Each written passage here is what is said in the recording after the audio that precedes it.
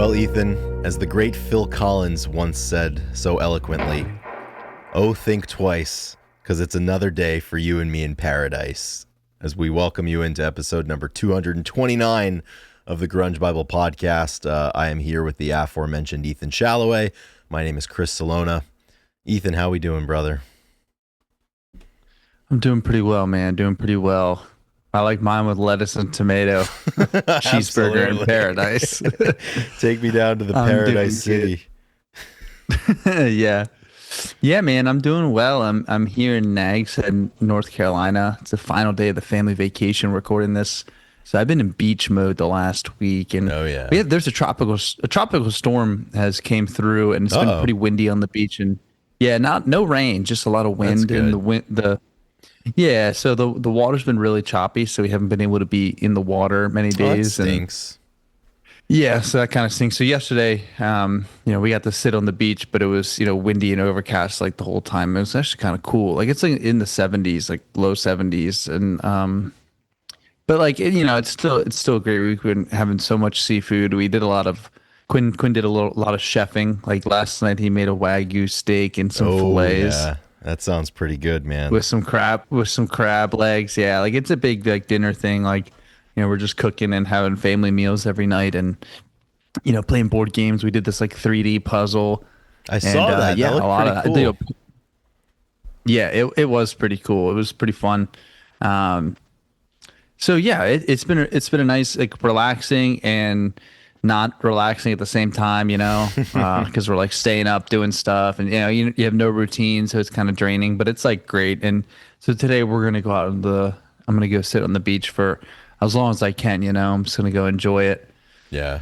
and then and then come back to Pennsylvania. We'll be the closest we are during the calendar year for the next little bit. Yeah, And man. yeah, man, I'm doing well though. I'm doing well. Everything's wrapping up as far as, well, shoot, that's a whole nother topic, I guess. What's wrapping up in life? But yeah, man, how are you doing today?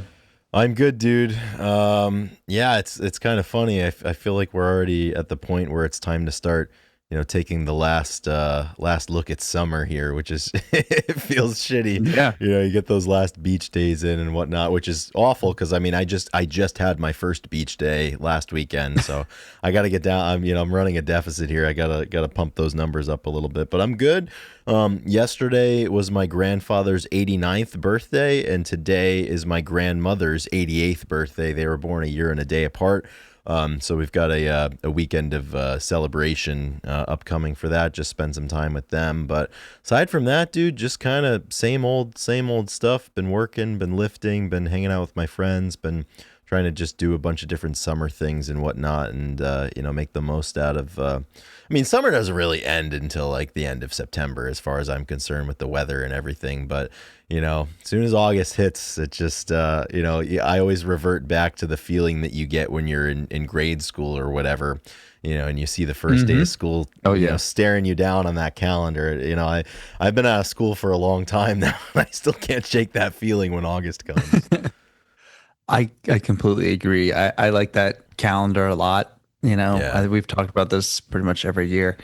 How it seems like, football's starting back up. That's like, true, yeah. How great. We have to It's schedule great the having draft. football. Yeah. Oh yeah, I know. I need to send out the text. That was what I was going to do after this. Absolutely. Got to get the fantasy football crew back together, and yeah, man, I really do love this time. I mean, August and September, obviously, it's our birthday month in September at the end of it. So like, Sure is. it's a lot of birthdays in August too. Yeah, man, busy, fun time for the year. And you're right.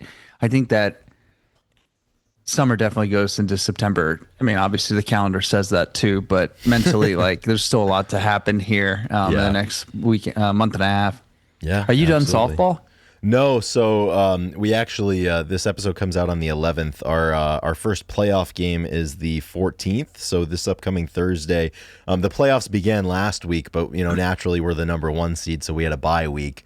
Yeah. So with that comes they had to duke it out this past week to see who would face us. So we have our opponent But by virtue of the number one seed, we got to name whatever time we wanted to play on Thursday.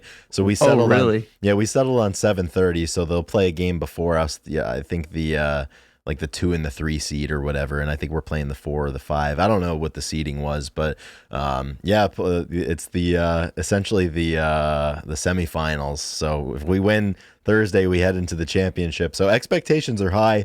We haven't lost a game this entire year. We had to forfeit one on account of not having enough people one week, but nobody's actually stepped between those lines and defeated us this year. So feeling pretty Wow. good So about it. if you make a run in the playoffs and you go undefeated, are you like how are you going to talk about it? Are you going to talk about your undefeated season, or I don't think we do you have can an because asterisk? Or on the record, we do have a loss. So most importantly, though, we lost in the championship in 2023 and in 2024. So we need to not become the Buffalo Bills of the softball league. We got to put an end to this. We got to get the win this August. So we're focused. you're fighting demons. Exactly. We're playing more than just the team on the other side of the field in that dugout. So we're focused. We're playing some really good baseball, good defense. Pitching's been good, and the bats have been timely. So I have some high expectations. So we're looking forward to that in a big way.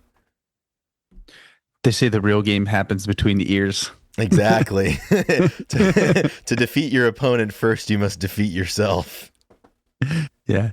If you just get out of your own way, you'll be fine. That's awesome. Absolutely. Yeah, man. So looking forward Yeah, I mean, to that. as long as the softball season's still going on, summer's still rolling. That's for sure. That's the thing. Summer's not over until that last game. So, and I don't want softball or summer to be over. So let's just keep playing, man. Be pretty Awesome. good. Yeah, man. So As we said, today is the 229th episode. Against all odds, we're absolutely going to bring you an episode. We always do. But today's going to be really relaxed. We're going to hit this day in music. And like I said, this is kind of, I don't know if I can officially say it's our last, part of the sabbatical run that we've been on, but, things will get back to normal and we'll have some, regular scheduled programming. But, today we're just going to chop it up and talk some stuff in music and whatnot. Cause, the nice part is I think when you do trips and stuff, music always speaks in different ways, and it Sure speaks in does. different times of the summer or the seasons, that is. And we talk about seasonal listenings and whatnot, and I think we're heavily into the yacht rock and I've been listening to like singer songwriters and classic rocks and whatnot, and I mean we talk about that a lot too. big So time. Yeah, but that's never what really leave that. we're just kind of we're just having some fun today, basically. That's it. I mean, we're relaxed. Ethan, you're doing a podcast from a pool table. So, I mean, if that's any indication as to what the general temperament of this episode is, I don't know what else would be. So we would like to thank some people that are very important to us before we get into this day in music and just kind of shooting the breeze a little bit. We'd like to thank everybody out there listening. Also, if you're a member of the Patreon, that means a whole hell of a lot to us. If you've purchased the merch, if you've shared this podcast with a friend, any of those actions is really special to us because we know that you don't have to do that. So we would like to thank our top tier supporters on Patreon. And if you're interested in becoming a member of Patreon, find your way down to the show notes and click on that link. And then you get to choose your own adventure on Patreon. We have a $2, $5, $10 tier. You can also choose to be a high achiever, analogous to Little Lebowski, urban achievers, and proud we are of all of them. You can choose your own adventure, as some people have.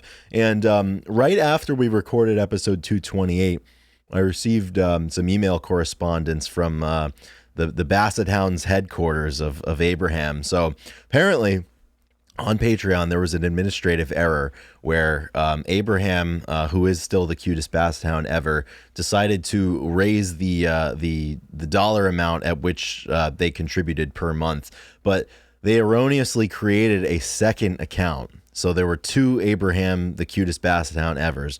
So we were corresponding, and rest assured, there are going to continue to be two accounts because Abraham has a new baby brother, a puppy named Frank, has joined the fold, and Frank is getting set up with his own Patreon account. So when you combine the two, from the household of dogs, from Susan Abraham and Frank, young Frank, the lad. The figure to beat for a monthly contribution is $33.50 between the three of them.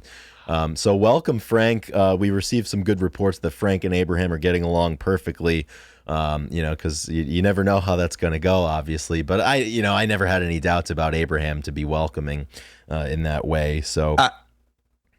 This could Yeah. be like the Tom Brady and Drew Bledsoe of the Yeah, exactly. It could be, like man. the little ones coming along, and they're gonna get shown the The ropes for a franchise year, still on quarterback. the side. Yeah, wow, that's Absolutely. incredible, incredible. It's incredible stuff, really. Yeah. So that's pretty great. That's some excellent news. So it theoretically counts as both a new Patreon supporter and a new high bar to be set there. So there's the field has kind of distanced itself out a little bit Oh, here, big time, big time. with Abraham, Frank, and Susan way up there at the top, and right after that we have the Cracker Man, and then the rest of the top tier over on Patreon would be Black Hole Sean, Doug Endy, A Bit Dusty, Eddie Vedder got me through my second divorce, Heidi in Chains, Go to John, Carlene Salona, Jamie Lynn, Looking California, Feeling Minnesota, King Buzzo Stole My Hair, The Michael Dooley Project, Nikki Six, Russell, Seattle 4 Fanboy from New Jersey, Sherry Matthews, What the Fuck is Up Denny's, and Ultra Mega OK. So thank you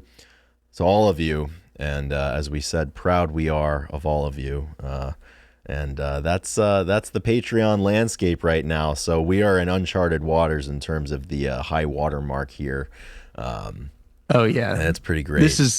This record is going to stand for a while. There's a lot of records that for stand inquiring for a while, minds, this is young Frank right here. If you can see, he's absolutely robust, and what a lovely dog, and see a right. black lab, black dog. I'm really bad with dog breeds. I think it could be. We'll need some clarification. I should probably ask, but whoever Frank is, he's the absolute man. And thank you, Yeah. Frank, for your money. That's it. that's what it comes down to. So that is the giving thanks portion. Ethan, this is kind of like the sabbatical episode, and I think, as you said, we're closer to the end of the sabbatical than we are the beginning. But I don't feel the need to guilt trip or threaten anybody to join the Patreon today. It's just the information is there. You have the materials if you're interested. So we'll leave it at that.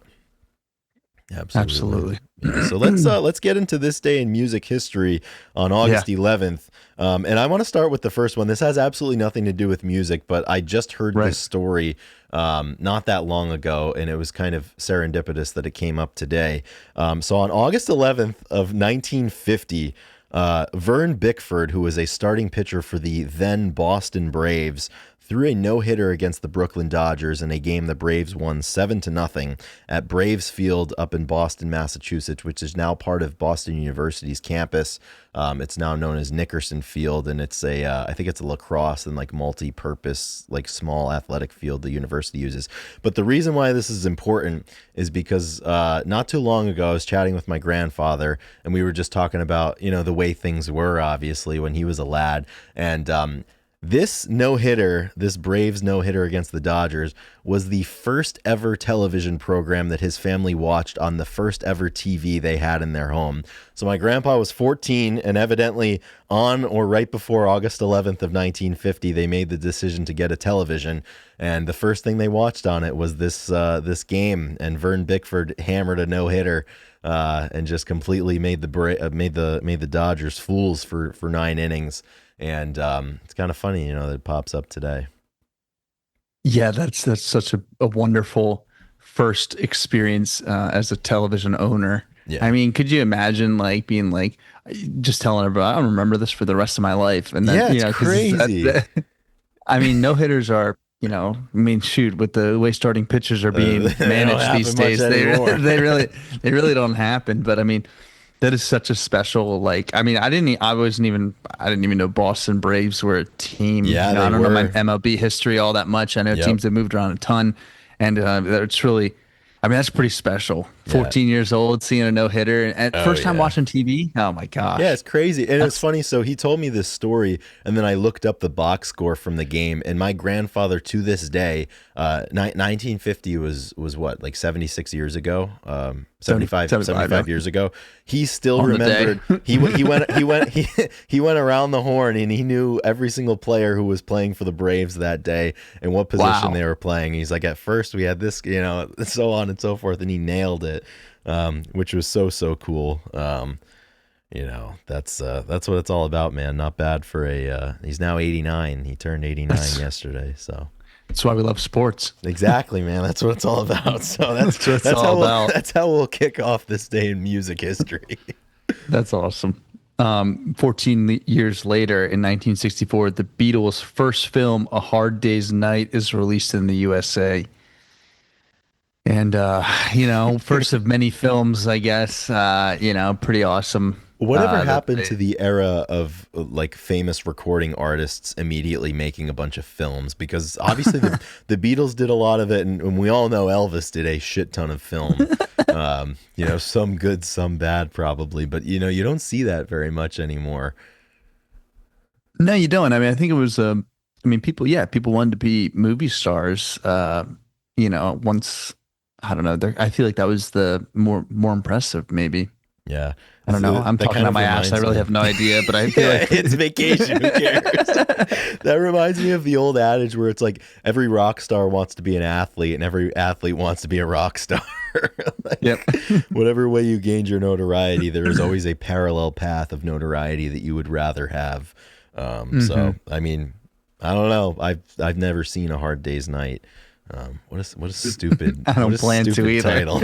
Yeah, it's not on my list. I piss away a lot of time, but I certainly won't piss away time watching A Hard Day's Night, but that's all right. Let's move forward 9 years to 1973. This is an underrated song of the 70s, but on this day in 1973, the Edgar Winter Group released their song "Free Ride," which I became familiar with because it was in some baseball video game soundtrack that I had when I was a kid. Free Ride was in it, and it's just an absolutely classic song that I think should be up there, with all of the great standards of the 70s, kind of like that. Not soft rock, but like in that vein. It's a great tune. Yeah, it is. I've been definitely listening to more Edgar Winter Group this week as my dad got my dad a JBL for his birthday. Oh, nice. Like last year. And I can't believe, I thought I was like a fiend with the speaker, but he Is he committed? He's locked in. He loves it. He carries it everywhere. He loves, he really does love it. So we've been listening to a lot of Edgar Winter Group and, Nice. a bunch of random stuff. He's got his playlist that, yeah, it's the only thing he listens to. He's, it's enough music to get you through eternity. So Oh yeah. Edgar Winter Group is great. In 1976, happy birthday to Mr. Ben Gibbard of Death Cab for Cutie. And Ben Gibbard is a legend. He's awesome. I think, I guess it's been 2 years or something. Like I know you're pretty new into the Death Cab zone. Yeah. I used to listen to him a bunch, but I know when we talked to Petey, Death Cab came up as an influence. And I just want to know, I just want a progress report of how that experience has gone over the last 2 years, because I love the band, and you're probably like, now you're more aware when people say that, they were influenced by them and whatnot. Like Right. they definitely musicians. So how are we doing with that? I'm at the point where I pretty confidently can say that I understand what they're about. Like I know what Yeah. Death Cab is about. I haven't really, I've not listened to too much because obviously like, they have the, the reputation for like, it's good music for bad times in a way. And like when you're kind of, and like, I haven't been too bad in quite a while. So I really haven't listened to too much. I've definitely, I've hammered some of the The hits. yeah, all the classic albums, and it was kind of in tandem with like talking with Petey, and then I feel like Death Cab's music was just like omnipresent in the OC when we watched that as well. So That's it was, right. it was kind of a good intersection there. So it's a slow burn, but I kind of know what's going on there. I would say I think my favorite Death Cab album is the Photo album from 2001. I absolutely love the lead single from that was a movie script ending, which was a an OC Very great song. favorite, Yeah. and that might be my favorite Death Cab song without having like the most thorough working knowledge of the discography. But happy birthday, Ben Gibbard, legend. Absolutely. Absolute legend. Yeah, absolute creamer. Yes. The Neasters. Oh yeah. Good afternoon, Muttonistas. I Man, I absolutely could love, go. dude. That guy, he was in Providence for the I second know. time this summer, earlier in the week, and Well, I was a little confused. So, because originally someone posted was like, I didn't know you were coming in. He's like, these were recorded like a month ago. Like he saved them all, and he oh, started releasing. perhaps he So did then.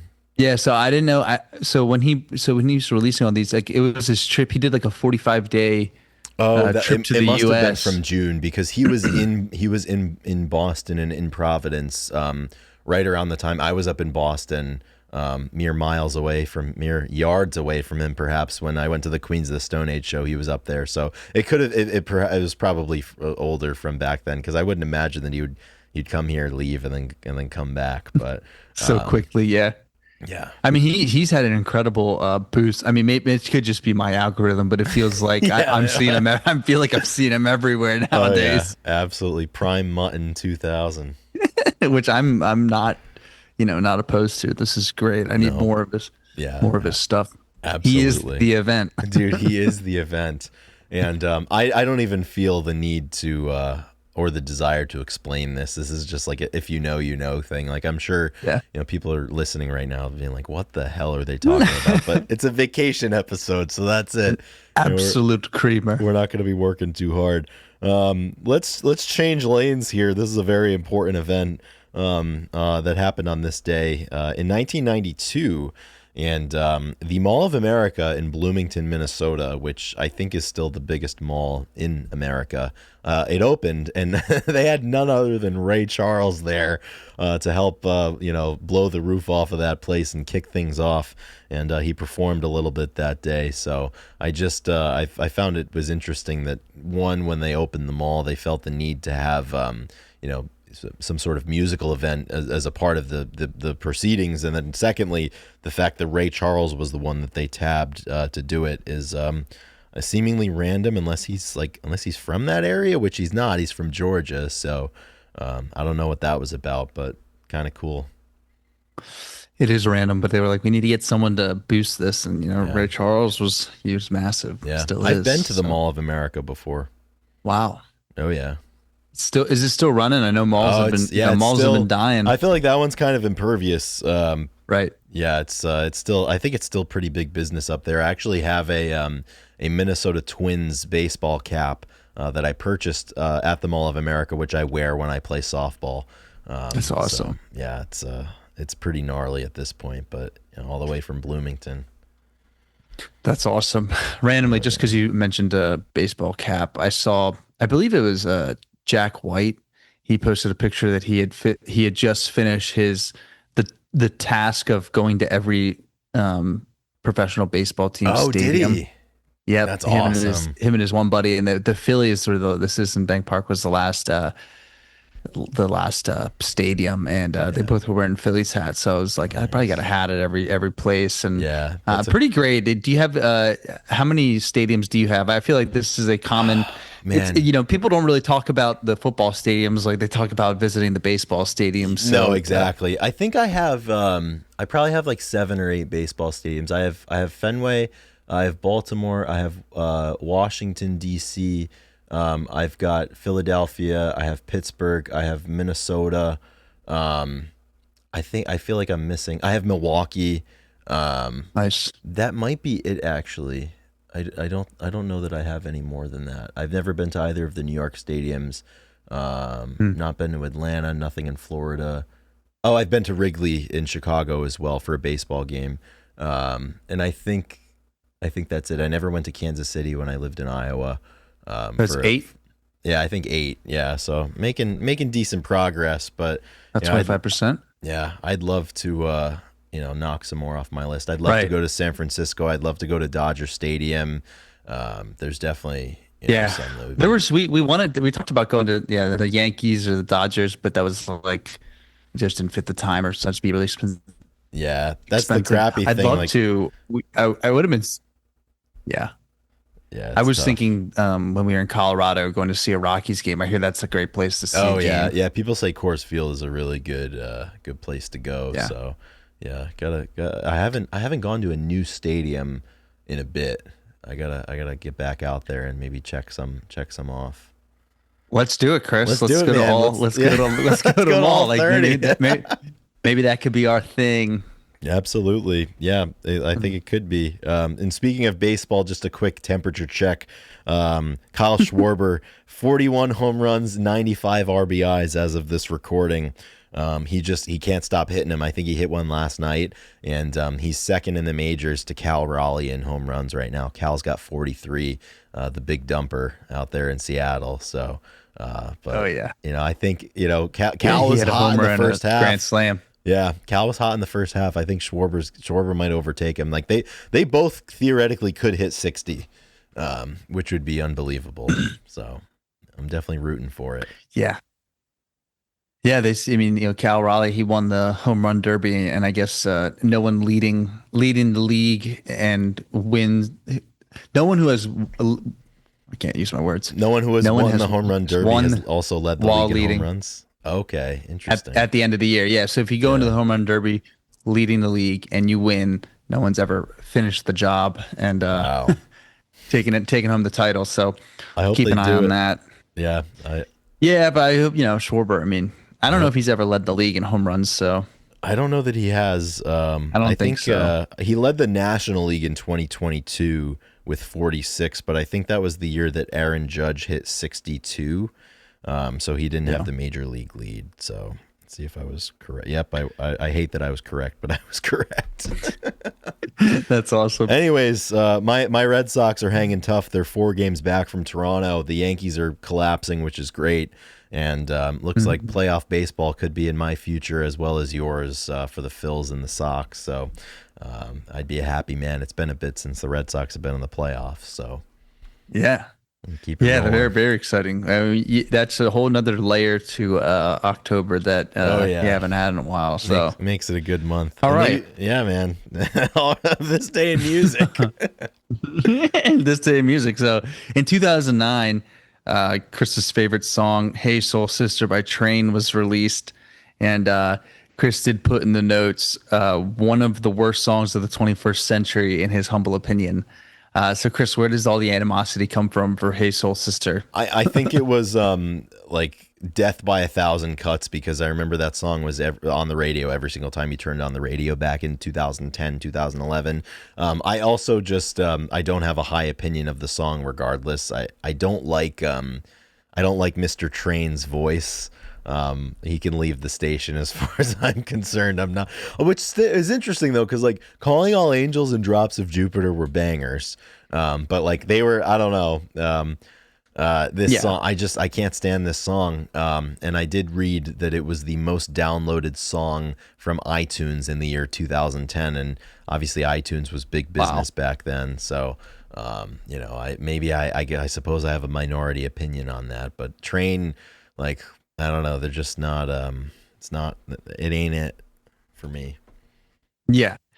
Yeah, there's it's that type of music that, as we've talked about a few times this summer, the 2010s, these rocks that, I think what makes it unappealing is the way that, I guess, radio and the way that you could really push songs to number one. Like, I mean, people can still push songs to number one, but like with streaming and the way people consume, I don't think it's as streamlined as it was. So 2010, like that, when you said that was everywhere, like it was everywhere. Yeah, I remember. Like they had the every ability, hour at least. they had the ability and the audience to really make it the number one song. Yeah. And it's too bright. It's too lame. Mr. Train, I mean, yeah.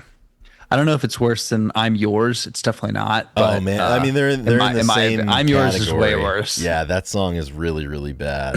Who sings "I'm Yours"? Is that Mraz? Jason Yeah, Mraz. of course, Jason Mraz. God damn it. Just Damn him. a very punchable face. A very punchable name too. Like, oh, I'm Jason Moran. Oh yeah, you're yeah, absolutely. Yeah. Man, that's Actually, tough. He kind of looks like an old track and field coach that was at a university that I was at. Actually, that's funny. dude, Nevertheless, I yeah, am "I'm Yours" is a just terrible randomly song. seeing terrible song. Just the other night I was watching Jimmy Fallon was on the late night, obviously as he does, but he was on on my TV here on vacation, and they had Good Charlotte playing at the end of it, play their new song, and they have a new They have album a new coming out. song. Yeah, they have a new song, and Wow. it definitely fits their sound as an older version of Good Charlotte. Okay. But I was looking up, so like, I was looking up like pictures of them, like they look like now they look like mechanics. The one dude was wearing like it, like I think it had his name, or maybe it had Good Charlotte like named on it. Like, Chris, this is That's a what they look like popular. now. That's a popular thing. Oh my goodness. Oh yeah. Okay, but I don't know, but I looked at, I was like, and they actually had the Jonas Brothers, but like this is what they look like back in the day. People don't realize like, Yeah. and so I They don't know if were. if you listen to this, you can't really see. But Good Charlotte, like they had like the totally spiked out like hair where it was like it was pointing straight up. I mean, all the like lip tattoos and all this stuff, and they were like they were really punk. And it's interesting seeing these bands age, and they moved into the mechanic zone, which is, and they're still making music. Hey, Um, everybody spends some time in the mechanic zone. yeah. Oh man, but Everybody. I just found it so interesting. Like I really, I don't. Yeah, it's very interesting to me to see bands age. The bands I listened to 20 years ago that were like punk, Oh, they were or any cool. bands, Good and they Charlotte was were, fucking yeah. cool. Like when we were kids. Like I remember, stupid tangent, but so where I went to grade school, there was a neighboring high school, and for some reason, like the high school's like band, like the big band, like came to like perform at my middle school. So like they did that, or my grade school, whatever, K through 8 school. And then afterwards, they were like open to taking requests, and I remember like I was in third or fourth grade at the time. All of the middle schoolers just wanted to know if they could play some Good Charlotte. Like that was just the Yeah. consistent request, and I think they did, and it was it was cool. I mean, and now they're all dressing like they were extras in a Bruce Springsteen music video in 1985. Oh man, From that to this, yeah. Hey, it happens. it's a bottleneck. Yeah, Yeah, age yeah. age comes for all of us, and that is one stop on the road that you cannot bypass. So that's interesting. Mm-hmm. That's the way it Yeah, goes. All a right, we little have Good one more. Charlotte shout out here. Absolutely. Yeah, one We more. have one more event on this day in music history. And on this day in 2011, Janie Lane, who was the frontman of the band Warrant, notable for their song Cherry Pie, dies at age 47. This is, I mean, it has to come up sometime, right? Yeah. But this is a very sad story about the cherry pie guy. Yeah. And sometimes when you have a hit, you just never know what it's going to be and what you're going to be remembered as. And this guy, cherry pie guy, drove him mad.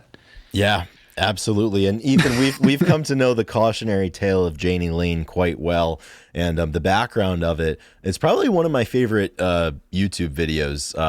YouTube chef Adam Ragusia posted, like, he like randomly became, he was a professor. He worked for NPR, and then he was a professor at Mercer University in Georgia, and he just started making YouTube videos to work on his camera skills. And they popped off, and he got really, really famous for them. And like probably like 2 years into his fame, he released a YouTube video, and it was like, watch this before you become famous online or something. And he was like, anything you put out into the world, like, you never know what is going to be the thing that you become known for. And like, if you put something out there, like, you are accepting the fact that that could be the thing that ends up in your obituary, like if it takes off. And he used the example of the band Warrant and Janie Lane as that, because I guess as the whatever album Cherry Pie was on, probably Cherry Pie. they cut the record, and their A&R guy was like, yeah, this is great, but like we need a single, like we need a hit. And as the legend goes, Janie Lane wrote Cherry Pie on the back of a pizza box in 10 minutes. They cut the song, they put it on the album, and it becomes the most famous thing that they did, to the point of overshadowing everything else they ever did. And Janie Lane really struggled with that, and what it did to not only how he perceived his reputation to be, but also the expectations that people had of like him as being, oh, you're the guy who sang the Cherry Pie song, like that's sick, can you play it again? Like it just became like more important to other people than like he himself was to other people. And it was just a really, really well done kind of mini YouTube essay about it. And he's like, Adam said in the video, he's like, if you're putting stuff, you're a creator and whatnot, like it's like a dog chasing a mail truck, and you better be prepared to catch it. You better know what to do if you catch it. And I've always just kind of thought about that, the cautionary tale of Janie Lane. Yeah, it's a great video. It is a great video, and it's so true. And especially in today's world, I mean, anything could pop up on the algorithms of and become, say, famous. And I actually had a conversation last week over breakfast. We were talking about fame. Would you rather be famous or rich? And I think it's probably, well, I don't know. What's your answer, Chris? Would you rather be famous or rich? I'd rather be rich. Yeah. Yeah, 100%. I'd absolutely rather, because if you're famous without being rich, in my opinion, it kind of defeats the point of being famous. Yeah, 100%. And would you consider pop like a viral, like Charlie Bit Me? Like, are they famous? Yeah. Would you consider that famous? I think they did definitely achieve a level of fame. And I don't know if in the present day, like it depends on what your barometer for fame is. Like if they walk down the street, would I recognize them? Like probably not. But like if I heard them doing the bit, I'd be like, oh yeah, I absolutely remember that. And like, so whether fame is like, seeing somebody and immediately recognizing it, or like most people having knowledge of the thing that they're famous for. So like whether it's you could recognize a musician, maybe not, but like if you played 10 seconds of the song that they made, you would recognize it. So I guess there's different kind of barometers or metrics by which to measure it. And that also kind of leads to the same discussion that like in the YouTube video that I was just talking about, like, if you're a creator, if you're an artist, if you're a writer, anything like that, like oftentimes that thing that becomes your most popular creation is not often the creation that you yourself considered to be your best creation. So it's like if you're putting it out, you never know like which one the hit's going to be, or what's going to be the thing that you're known by. And I think that is like I think it's a really, really good lesson. But yeah, that's where the conversation led for us. I mean, like, is being recognizable the same as being famous? Right. Sure. Like, I'm sure there's there's one lawyer in particular in Alabama that is on all the billboards, and it's like every city's got call me Alabama, Yep. Alexander Shinar, and like, I mean, yeah, he's very recognizable, and he paid for it because he's wealthy, but like, yeah, there's another line, like, just because you're recognizable, are you famous? I mean, there's plenty of probably really famous directors that you probably can't picture in your head. Right. The so name. So it's like, and I agree. Everything, there's like different levels of fame for sure. Yeah. It was at the track and field championships. So like we were talking about Noah Lyles, and if Noah wins, another world title, like that bumps him to another level. And he's already, what he's done the last like 2 years has like made him more of a household name than, the people that just win one championship and then they're done. Like they're probably going to be forgotten over time. So it's like, there's different levels of lasting fame, obviously Elvis. Obviously Elvis. But I agree. I mean, I don't think either of us would like to have that type of fame ever. No, I mean, it's just, I think you're way past that. Like, yeah. And desire. I know like there's a lot of people, and like maybe it's because like I'm not a creator, I'm not an artist, I'm not a musician. So like, but like that's never been something that I've aspired to. But I know there's a lot of people that like they aspire like to be well known or to be recognizable or to be famous. And I don't know. I just I don't really see the appeal myself. Like it's nice just to kind of be able to go about your business. Yeah, it is tough when you do like I'm thinking like guitar. Like if I wanted to pick up guitar right now and start writing music, which I do, I actually I had texted a friend, Andy Engelman, and my goal I'm gonna have him teach me. I couldn't think of a better Hell person to yeah. maybe start teaching. I'm gonna learn some guitar this year. I'm gonna pick That's it back epic. up. Not that I ever played guitar, but I feel like I need to. And but at some point, once you start creating, I feel like there is a type of recognition that you are gonna seek after. Like, I mean, I don't know this podcast particularly. Like, I don't know if you want to be recognized. I don't know. It's like fame. Is it in the?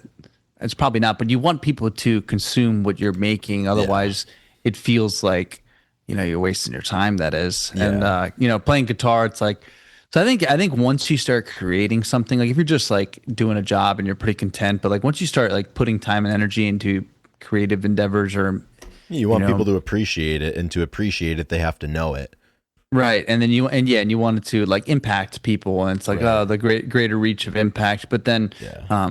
yeah, you never know when it's going to cross that line into, Yeah. changing your life and being the cherry pie guy. Not only that too, but like whether people could deny it, but like everybody with a pulse has an ego on this earth, and like there's just something about it that like naturally like feels good about being recognized with that. So like I think that's also, something that like, is a component of this.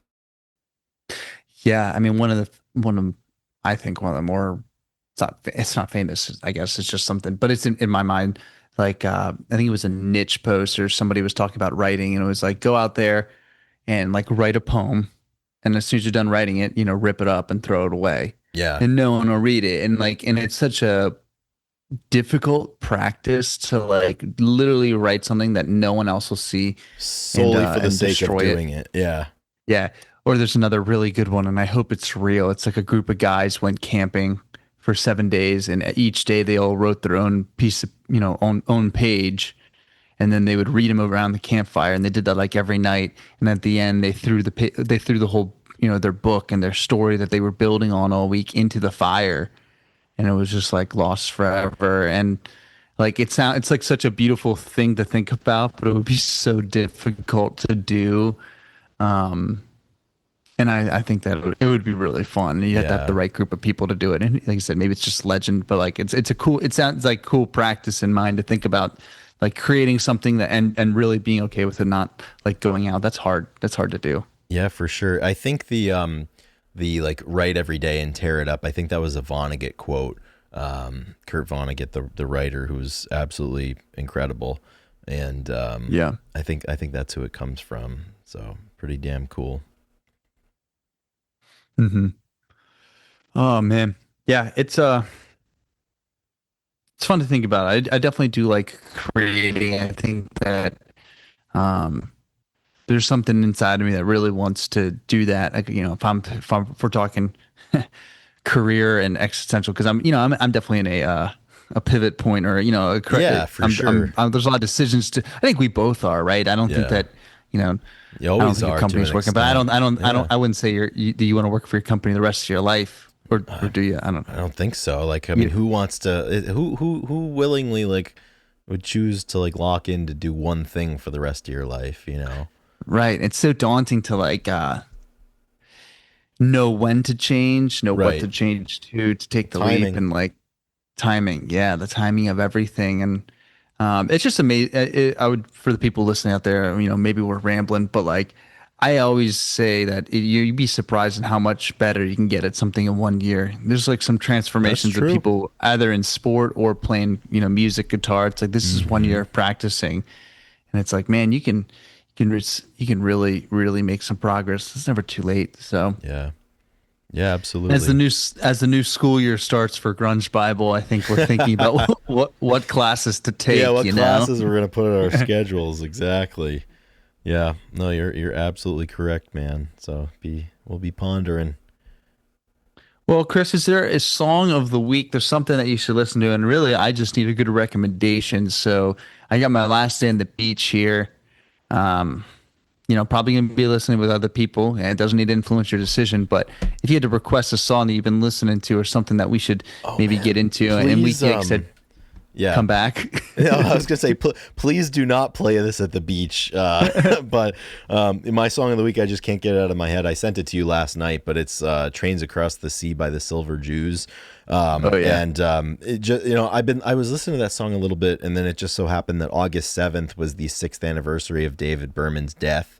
So after, seeing some tributes to him online, like I just like started playing a bunch of their music, and that's always it's my favorite song of theirs. And it actually, I think a while ago, Ethan, you and I had a conversation, and I think we were chatting with Sam Culp as well about keeping like a pretty small playlist of songs that we think are absolutely perfect, whether it's 10 or 20 songs. I started mine yesterday. Nice. And that song was like, I was listening to it, and listening to it prompted me to start it, because I was like, this is definitely among That's those awesome. perfect songs. So I've probably put it as a song of the week before over the last 4.5 years, but it's I got to put it down again just because it was the anniversary of his death, and I've been thinking about him and thinking about that song and thinking about perfect songs. So I'll throw that one on there.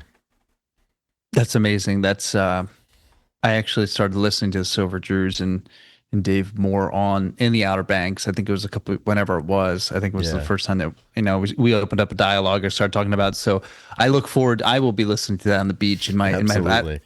especially if it's cloudy on the beach. I think that will be towards the end of the day. Yeah, that'll be really good. That's yeah, I'm very inspired to go listen to that type of music right now. That's for sure. The end of the summer, when you have to like pick up the new year in our the August or the September vibes and stuff, and you got to really like lock in for the last quarter of the year. Mm-hmm. That's when like all the Modest Mouse and the Silver Jews of the world They start all playing in my Ugly head. Casanova. It all comes Yeah. so long to the holidays. Yeah. 100%. My song, something I put on the first song that came up, kind of randomly. I think it was off of one of the playlists that I had been listening to, and this song was like happened to be the first song that played. But the song is "All the Luck in the World" by Billy Strings. Yeah, I like this song.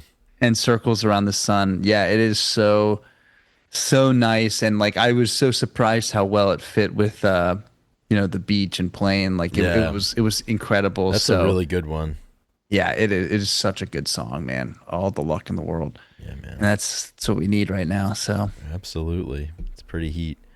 Two great songs. I'm excited about both of those. So yeah, dude, two good additions, and another good addition to our podcast record here. Put it down in the history books. Episode 229. That's right, dude. That is right. Well, thank you everybody for listening. Thank you for everybody for tuning in each week and showing support, whether it be just following along, leaving a comment, leaving a review, maybe you're a Patreon supporter.